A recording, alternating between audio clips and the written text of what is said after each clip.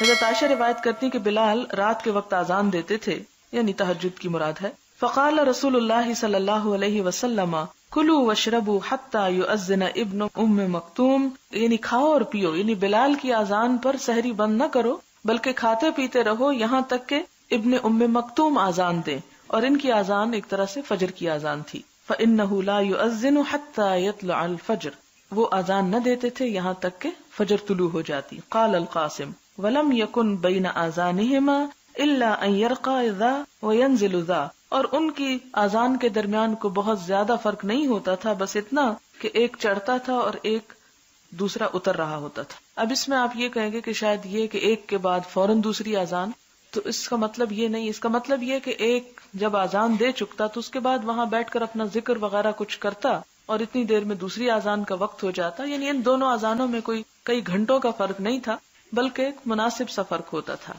اور اس میں آپ یہ بھی دیکھ سکتے ہیں کہ صحابہ کرام کی سحری کھانے کا وقت کتنا مختصر ہوتا تھا. اور دوسری بات یہ بھی ہے کہ بہت ارلی سحری نہیں کھانی چاہیے. اس حدیث سے یہ بات بھی پتہ چلتی ہے، یعنی آخری وقت میں سحری کھانا جو ہے وہ زیادہ بہتر ہے بنسبت اس کے کہ آدھی رات کو کھا لی جائے، جس میں ایک حدیث آپ نے شاید پڑھی ہو کہ آپ صلی اللہ علیہ وسلم نے فرمایا میری امت اس وقت تک بھلائی پر رہے گی، خیر پر رہے گی جب تک وہ افطار میں جلدی کریں گے اور سحری میں تاخیر کریں گے.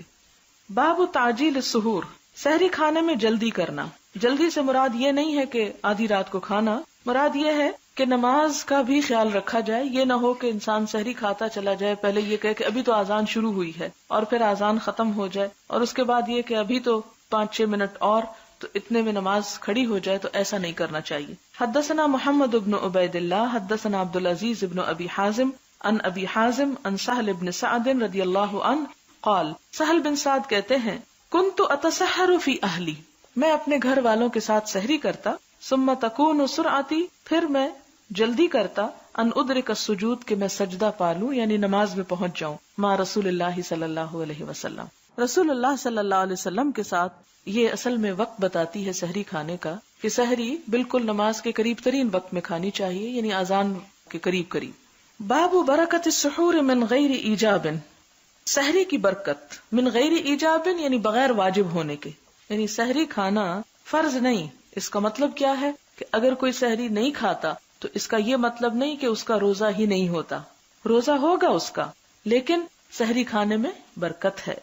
لأن النبی صلی اللہ علیہ وسلم واصحابہ واصلوا، کیونکہ نبی صلی اللہ علیہ وسلم اور آپ کے ساتھیوں نے مسلسل بھی روزے رکھے. ولم یذکر السحور، اور جس میں سحری کا ذکر نہیں کیا گیا.